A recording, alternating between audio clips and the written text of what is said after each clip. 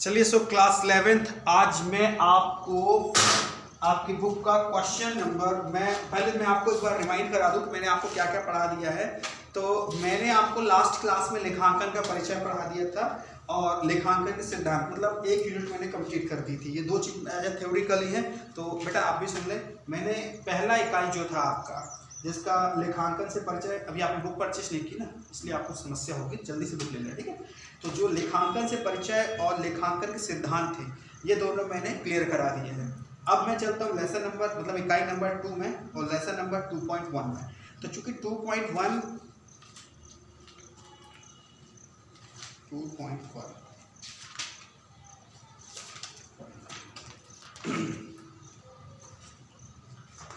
ये रहा 2.1 जैसे व्यावसायिक लेन देनों का अभिलेखन व लेखांकन समीकरण। अब यहाँ से लेखांकन समीकरण चालू होता है, ठीक है।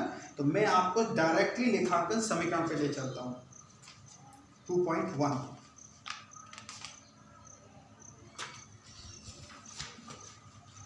आपको क्वेश्चन पढ़ते जाना है और बताते जाना, ठीक है। ये लीजिए, ये आपके क्वेश्चन से आपको पढ़ते रहना। सबसे पहले आपको क्वेश्चन नंबर 1 पेज नंबर 64, ठीक है, ये बताना है।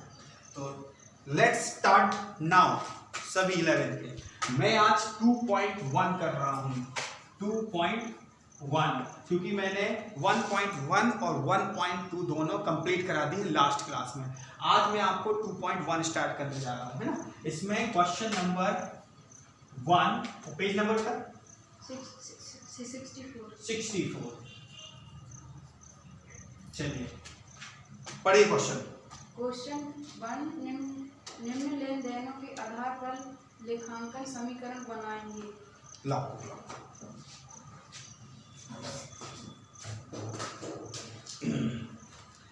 चलिए तो लिखा है निम्न लेन देनों के आधार पर लेखांकन समीकरण बनाएं। अब लेखांकन समीकरण कैसे बनते हैं तो पहले मैं आपको समीकरण बता दूं। समीकरण जो बनता है लेखांकन समीकरण, लेखांकन समीकरण जो होता है वो होता है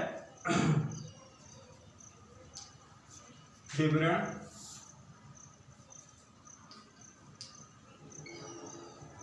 संपत्तियां बराबर दायित्व प्लस पूंजी। ये इसका डायग्राम बनता है, ठीक है। विवरण संपत्ति बराबर दायित्व प्लस पूंजी। आपके व्यापार में जितना भी संपत्ति है आपका यहाँ आएगा और जितना भी दायित्व है यहाँ प्लस पूंजी यहाँ, और दोनों का टोटल, इन दोनों का टोटल इसके टोटल के बराबर होता है। तो एक सूत्र लगता है दायित्व बराबर संपत्ति प्लस संपत्ति बराबर दायित्व प्लस पूंजी, ठीक है। तो चलिए सबसे पहली एंट्री जो है वो इसमें लिखा है हर्ष ने रोकड़ का निवेश कर व्यापार प्रारंभ किया। रोकड़ कितनी भैया, उसने 2 लाख रुपए। मैं यहाँ लिखूंगा व्यापार प्रारंभ किया। रोकड़ के रूप में 2 लाख आए हैं तो मैं यहाँ लिखूंगा सबसे पहले रोकड़ बराबर दायित्व प्लस वही 2 लाख पूंजी भी बनती है पूंजी। तो सबसे पहले रोकड़ में आपके 2 लाख रुपए, दायित्व में कुछ नहीं है और पूंजी में भी 2 लाख रुपए, ठीक है। इसके बाद सेकंड आता है कि नमन से रोकड़ देकर माल खरीदा। मतलब नमन एक व्यक्ति होगा, उसको हमने पैसा दिया और माल खरीदा। तो मैं यहां लिखूंगा क्रय किया गया नमन को, है ना। पैसा दिया, कितना दिया भाई, 40,000 रुपये, ठीक है। तो हम यहाँ माइनस कर देंगे 40,000 रुपये पर। अच्छी बात यह है कि मेरे घर में क्या जाएगा, माल आ जाएगा, ठीक है, क्योंकि हमने पैसे उधार नहीं खरीदा इसलिए यहाँ पर 0। उधार मतलब दायित्व, वो रोकड़ है, ये क्रय किया गया। सबसे फर्स्ट ये हेडिंग विवरण, विवरण मतलब डिटेल, ठीक है। तो चलिए 2,60,000 में से 40,000 जाता है तो 1 लाख, 2 लाख में से 40,000 जाता है तो 1,60,000 बचता है। वहीं हमारा 40,000 रुपए का माल आ जाता है। दायित्व कुछ नहीं, इसलिए 00 और पूंजी जो कहते हो एज इट इज 2 लाख की 2 लाख। 1,60 प्लस 40 बराबर 2 लाख प्लस 2 लाख। यहाँ तक सब क्लियर हो जाता है। अगली एंट्री है तीसरी, उधार फर्नीचर खरीदा। अब हमने फर्नीचर खरीदा पर उधार, ठीक है, तो मैं यहाँ लिखूंगा उधार फर्नीचर क्रय, ठीक है। कितने का खरीदा भैया उधार फर्नीचर, आप देख लें तो महज 10,000 रुपए का। एक सेकेंड, उधार फर्नीचर खरीदा है 7,000 रुपए का। तो मैं यहाँ पर कुछ नहीं लिखने वाला हूँ क्योंकि मेरे जेब से पैसा नहीं जा रहा, यहाँ भी कुछ नहीं हो रहा, पर मेरे घर में क्या आ गया, फर्नीचर आ गया। पर चूंकि उधार खरीदा है तो लेनदार हमारे चेहरे पे साफ साफ लिखेंगे, लेनदार। यहाँ 1,60,000 का 1,60,000 ही होगा, माल 40,000 का 40,000 ही होगा, 7,000 रुपये का फर्नीचर हो गया, लेनदार 7,000 की हो गई और 2 लाख की पूंजी होगी, ठीक है। यहाँ तक सब क्लियर है। लास्ट एंट्री है 10,000 वस्तु, मूल्य की वस्तु भानु को बेची। अब किसी नाम का यूज कर लिया जाता है तो वो उधार कहलाता है, ठीक है ना।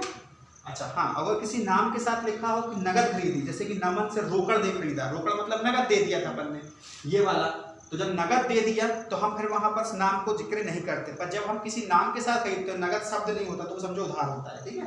तो मैं यहाँ पर लिखूंगा उधार क्रय किया है, क्या लिखा, वस्तु भानु को बेची, उधार विक्रय किया, उधार विक्रय किया गए 10,000 रुपए का। जब उधार बेचा तो यहाँ से कुछ नहीं है, पर माल तो चला गया 10,000 रुपए का, 7,000 डिस्टर्ब नहीं होगा, जी कुछ नहीं होगा और 6 डिस्टर्ब नहीं होगा, ठीक है। परंतु यहाँ हमारे देनदार आ गए, कौन आ गए, देनदार, ठीक है। 1,60,000 जब हो, 40 में से 10 गया तो 30,000, 7,000 का 7,000, देनदार हमारे 10,000 की, लेनदार हमारे 7,000 की और पूंजी हमारी 2 लाख की। अब हमें ये चेक करना है कि इसका टोटल इसके टोटल के बराबर होना चाहिए। तो यहाँ हो रहा है 2,07,000, जबकि यहाँ हो रहा है 1,60, 1,90, 2,07, ठीक है ना। मतलब आपका जो फॉर्मूला होता है संपत्तियां बराबर दायित्व प्लस पूंजी, जो यहाँ बराबर हो गया, ठीक है ना। संपत्ति आपकी हो गई 2,20,000, सॉरी 2,07,000, 2,07,000, दायित्व भी हो गए आपके 2,07,000 इक्वल, ठीक है। एक बार फिर से समझ लें अच्छे सभी लोग। ये हमने लेखांकन समीकरण का सवाल किया है। क्वेश्चन नंबर पहला है, पेज नंबर 64, लेसन नंबर 2.1। इसमें मैं 4 एंट्री है। पहली एंट्री व्यापार प्रारंभ किया, रोकड़ से व्यापार प्रारंभ किया है। इसका फॉर्मूला होता है संपत्ति बराबर दायित्व प्लस पूंजी। संपत्ति कितने की है, उसमें रोकड़ है 2 लाख रुपए, दायित्व कुछ नहीं है, पूंजी अभी तक कुछ नहीं है, क्योंकि जो रोकड़ होती है वही पूंजी मानी जाती है, ठीक है। तो हमारी रोकड़ कितनी हुई 2 लाख रुपए, दायित्व कुछ नहीं, पूंजी भी 2 लाख रुपए। इसमें ये ध्यान देना कि हर 2 एंट्री के बाद आपको लाइन खींचना है, प्लस माइनस करना है, ठीक है। अगर आ रहा है तो प्लस करते जाओ, अगर धोखे से जा रहा है तो माइनस करते जाओ। उसके बाद आपने क्रय किया, क्रय कितना किया आपने, 40,000 रुपए का माल क्रय किया। तो आपके 1,60 में 40, 2 लाख में से 40 चलेगा तो आपका 1,60 बचा। पर अच्छी बात है कि आपके घर में क्या आ गया, माल कितने का, 40,000 का। भाई आपकी जेब में 2 लाख रुपए, आप किसी को 40,000 रुपए की कोई चीज खरीद लेते हो तो आपके 2 लाख में से 40,000 तो कम हो गए, पर आपके घर में 40,000 की वस्तु तो आ गई ना, बिल्कुल वैसे ही हो गया है ना। 1,60, 40, दायित्व कुछ नहीं, 2 लाख बराबर है। उसके बाद आपने उधार फरीचा खरीदा, फरीचा उधार खरीदा, आपके जेब में कोई अंतर नहीं पड़ा, आपका पैसा बना है, माल भी जमका क्यों बना, पर आपके घर में क्या आ गया, फर्नीचर। पर दुख की बात यह है कि आपके ऊपर अब लेनदार आ गए, आपसे कभी ना कभी पैसा लेने आएंगे और 2 लाख रुपए जरूर करते हो। अब टोटल देखा जाए तो 1,60, 40, फर्नीचर 7,000 का, और वो फर्नीचर चूंकि हमने उधार किया था पूरा 7,000 रुपए लेनदार के रूप में चला गया, और 2 लाख रुपए पूंजी। आगे बढ़ते हैं, उधार माल बेका, मतलब हमने क्या किया, विक्रय कर दिया, बेच दिया सामने वाले को। जब सामने वाले को उधार बेचेंगे तो सामने वाला हमें कभी ना कभी पैसा देने आएगा। तो चूंकि हमारे पास अभी आया नहीं, इसलिए 1,60 जमा क्यों, 40 में से 10,000 का उधार बेचा 30,000 रुपए, 7,000 हमारा जमा क्यों आएगा। पर देनदार जो देने आएंगे आगे तो कल, वो कितने के आएंगे, 10,000 रुपए के। टोटल हमारा लेनदार 7,000 और पूंजी बराबर 2 लाख। इस प्रकार से हमारा स्ट्रक्चर कंप्लीट होता है और लेखांकन समीकरण का पहला क्वेश्चन कंप्लीट होता है। नोट कर लीजिए। समझ में आ गया होगा आप लोग को, उम्मीद करते हैं।